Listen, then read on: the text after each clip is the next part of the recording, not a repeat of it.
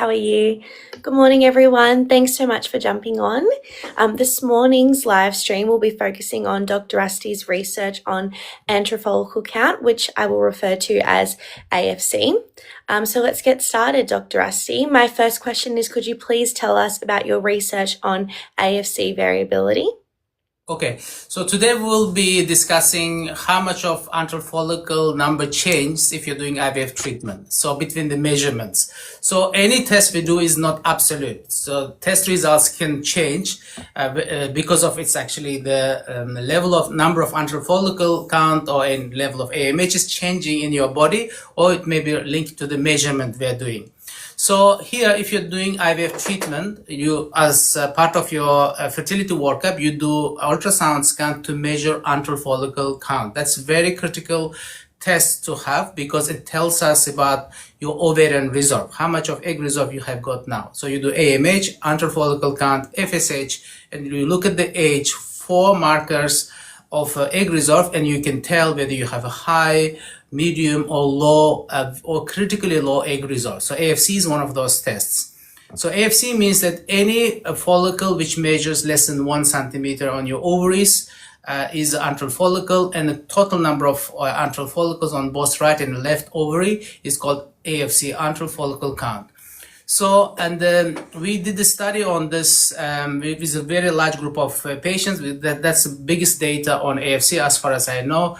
So we checked the AFC measurement of 2,362 patients, and we selected the patients who had a repeated AFC measurement when they were undergoing IVF treatment in Manchester and St. Mary's Hospital between 2008 to 2012. So at the time I was working as a clinical research fellow, and I obtained the data on AFC, and then we did a study. So specifically, we want to know how much of change in antral follicle count you can expect when you are doing IVF treatment. So, and we established that 1,209 patients had a repeated AFC measurements, and we checked how much of difference we could see between the two measurements. Some patients did 6, 7 AFC measurements because they were doing repeated IVF cycles, and we established between your AFC measurements you can expect 30% difference. Let us say you're doing IVF, you did a fertility workup, so your AFC was, let us say, 10. So, and when you actually start the IVF cycle, your AFC in average may be 13 or maybe 7. So that's a normal variation in number of follicles you have on your ovaries. So yeah, so our research showed that between your AFC measurements, you can expect 30% difference.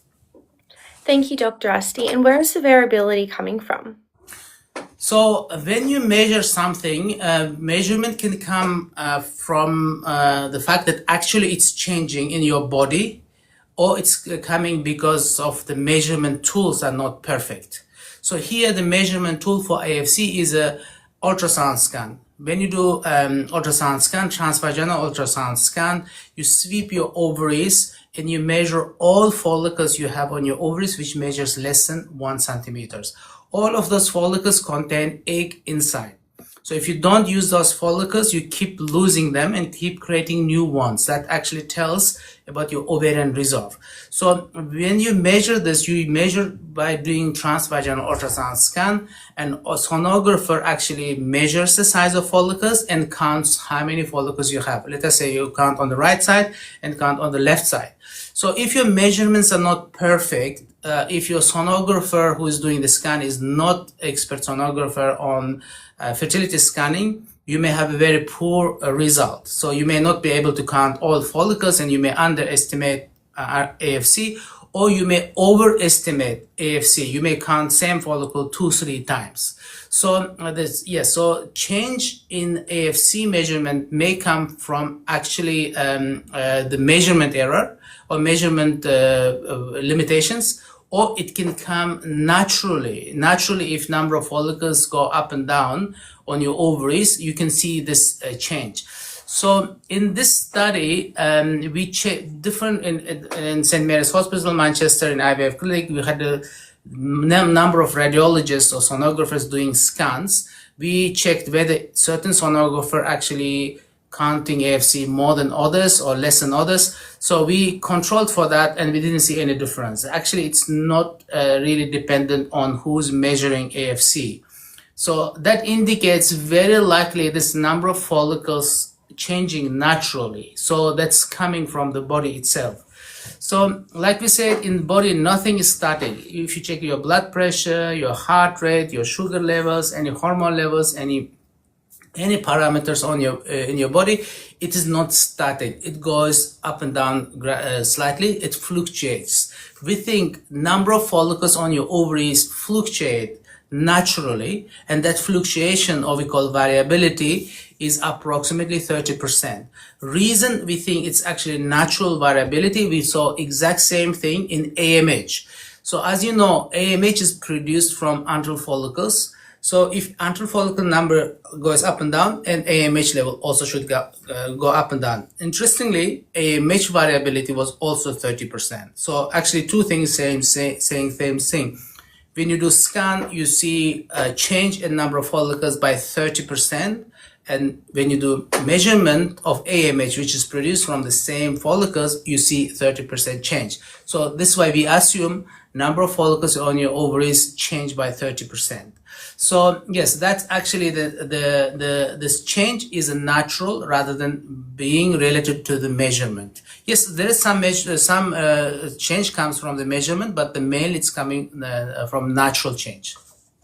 Thank you, Dr. Rusty. And the variability, what is the implication of the AFC variability in IVF?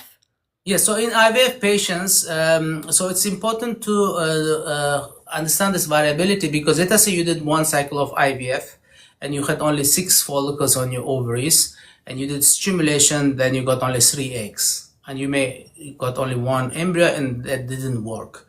So then naturally, if you have a higher number of follicles next time, not because you're changing the drugs, because you're changing your diet, or just naturally, you may have approximately 30% more follicles. That's approximately maybe 8 or 9 follicles, and or you may have 30% less follicles. You may have 3-4 follicles. So that's the range you need to work with.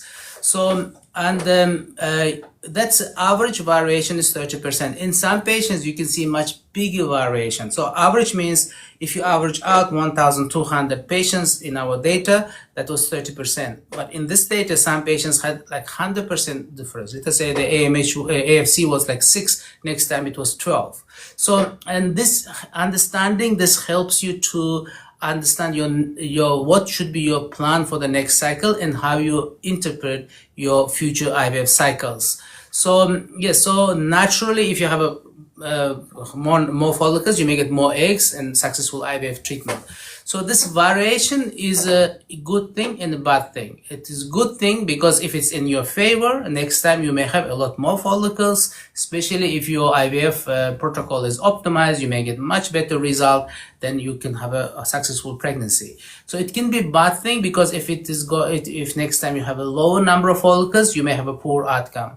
But this helps you to understand your IVF journey. Thank you, Dr. Rusty. And which test would you say is the better option, AFC or AMH? So AMH is better test. So tomorrow maybe we'll discuss this. So that from the test you expect 2 things. One is to estimate your egg reserve, and second is to distinguish your egg reserve from other women's egg reserve. Why it's important? So when let us say you have got 10 different women and they have 10 different egg reserve. Some have a very low, critically low egg reserve, some have a very high egg reserve, some have average egg reserve.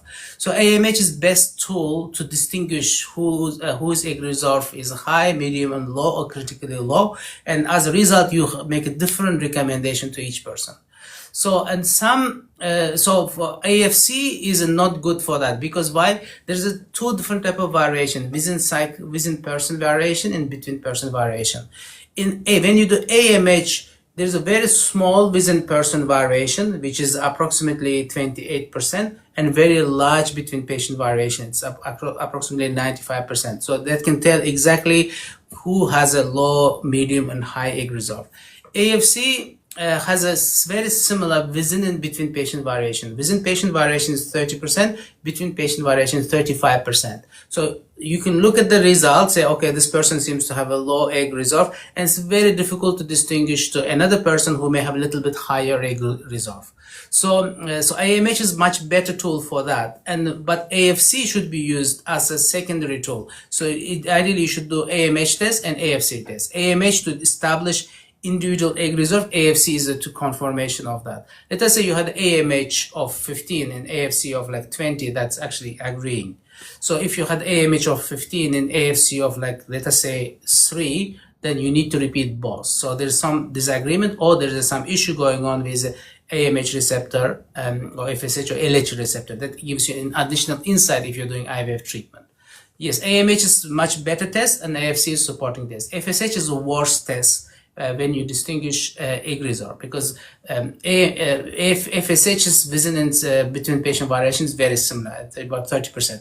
So we did a series of studies on AFC, FSH, and AMH variability. So we published a lot of studies like 10, 15 years ago on this. So we know FSH is the worst test, if AFC is the next best test, AMH is best test. Then age is another marker. Age is a very poor marker. So if you put this markers for egg reserve, is worst is age, next worst is FSH, next worst is AFC, best is AMH. Why age is the worst test or the worst marker for egg reserve? Because let us say you have a patient, 10 patient at the age of 35, they have 10 different egg reserve. Why? Because they were born with 10 different levels of eggs on the ovaries. Just by looking at the age, you cannot tell about individual person's egg reserve. Thank you, Dr. Asti. Based on what you mentioned there, so would you recommend women to do both the AMH and AFC or only do one test? Both AMH and AFC. You don't need to do FSH test. FSH test is a first marker of egg reserve, which was, I don't know, introduced about 50, 60 years ago.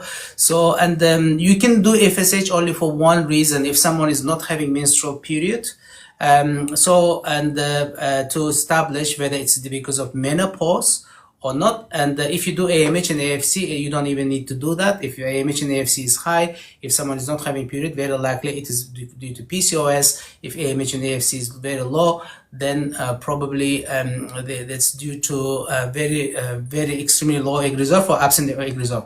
But FSH is kind of confirmation test of menopause. Let us say if you have an AMH of 0, AFC of like 2 or 3, then you can do FSH to establish whether this person is gone through the menopause, like kind of confirmatory test. It's very old test, and you don't need to do FSH test if you're doing AMH and AFC. Thank you, Dr. Asti. This is for purposes of establishing egg reserve. FSH test still you need to do for as a part of fertility treatment. So like fertility investigation you may need to do, but during IVF we do FSH test to establish whether you're in the baseline of your menstrual cycle. Yes, this test is FSH is not absolute test, but we're talking about for the purpose of establishing of egg reserve, best test is AMH, next best is AFC, next then maybe FSH has got some role, then worst marker is age. Amazing. Thank you so much, Dr. Asti, for that explanation. It's very interesting hearing about your research in the AFC variability field. So thank you so much. Thank you so much to those that joined. As always, the screen recording of this live will be published to Dr. Asti's TikTok, Instagram, and YouTube. And please join future lives where we will discuss more of Dr. Asti's research and AFC and AMH. Thank you, Dr. Asti. Thanks, Gabby. Thanks, everyone, for joining. Thank you. Bye, everyone. Thank you.